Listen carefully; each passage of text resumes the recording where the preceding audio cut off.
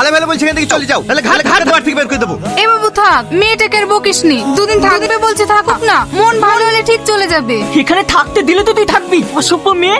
কাল তোমার বিয়ে, তুমি এখানে পালিয়ে এসে আমার কাছে পার পেয়ে যাবে। চল এখান থেকে।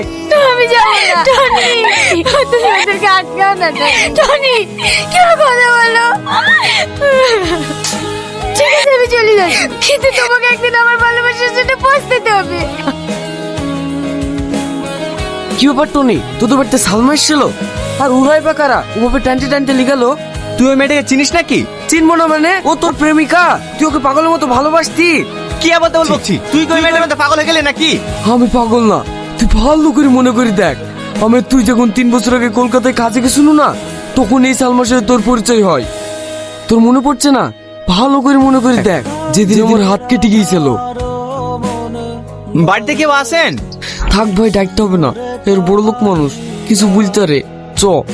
আরে তুই দাঁড়া তো, বাড়িতে কেউ আছেন? হ্যাঁ বলুন, কিছু বলছেন? হ্যাঁ, আমার বন্ধুর অনেক হাত কেটে গেছে, আমি তো এখানকার হসপিটাল চিনিনি, তাই আপনাদের বাড়িতে এসেছি। আপনাদের বাড়িতে ব্যান্ডেজ আছে? হ্যাঁ আছে, আপনারা একটু বসুন, আমি নিয়ে আসছি।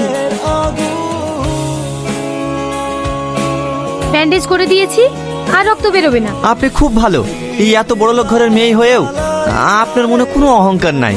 আপনিও অনেক ভালো, আপনাকে দেখেই বোঝা যাচ্ছিল যে আপনি আপনার বন্ধুর জন্য কতটা কষ্ট পাচ্ছিলেন। বলছিলাম যে এখন যাই। দাঁড়ান, এই মলমটা নিয়ে যান, ব্যান্ডেজটা খুলে লাগিয়ে দেবেন। তাহলে আসি। হ্যাঁ, এই শালা একটা অজানের বাড়িতে ব্যান্ডেজ চেতে গিয়ে তুই পাত পেতে বসে পড়েছিলি। আমি যে নাটক তুই থাকতে তুই আসতি কিনি? তোর ব্যাপারটা কি রে? সেরকম কিছু না ভাই, মেয়েটার ব্যবহার এত সুন্দর না, মেয়েটাকে আমার খুব ভালো লেগে গেছে। কি বললি? ভালো লেগেছে? এই কথা যদি তোর বাপ জানতে পারে না, তাহলে আমাদেরকে পোস্টমর্টম করে এই ব্যান্ডেজ জড়িয়ে বাড়ি পাঠিয়ে দেবে।